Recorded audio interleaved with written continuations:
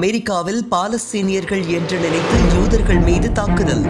2 இஸ்ரேலிய ஆக்கிரமிப்பு செட்டிலர்கள் படுகாயம். அமெரிக்காவின் பிரபலமான மியாமி கடற்கரையில் வாகனம் ஒன்றின் மீது திடீர் துப்பாக்கிச்சூடு நடத்தப்பட்டது. அந்த வாகனத்தில் தந்தை மகன் என இருவர் இருந்த நிலையில் இருவரும் படுகாயமடைந்தனர். இச்சம்பவம் பெரும் பரபரப்பை ஏற்படுத்தியது. அவர்களை துப்பாக்கியால் சுட்ட இளைஞர் பிராப்மேன் என்பவர் 2 பாலஸ்தீனியர்களை கொன்றுவிட்டேன் என்று கூச்சல் எழுப்பியுள்ளார்.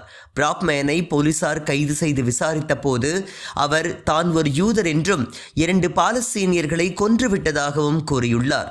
ஆனால் காவல்துறை நடத்திய விசாரணையில் துப்பாக்கிச் சூட்டிற்கு ஆளாகி படுகாயமடைந்த 2 பேரும் இஸ்ரேலிய ஆக்கிரமிப்பு செட்டிலர்கள் என்றும் அவர்களை பாலஸ்தீனியர்கள் என்று நினைத்து பிராப்மேன் என்ற யூதர் துப்பாக்கியால் சுட்டதையும் கண்டுபிடித்தனர்.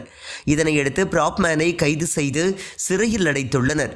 அமெரிக்காவில் பாலஸ்தீனியர்கள் மற்றும் அரேபியர்களுக்கு எதிராக யூதர்கள் எவ்வளவு வன்மத்துடன் சுற்றித் திரிகின்றனர் என்பதை இந்த சம்பவம் உணர்த்துவதாக விமர்சனங்கள் எழுந்துள்ளன.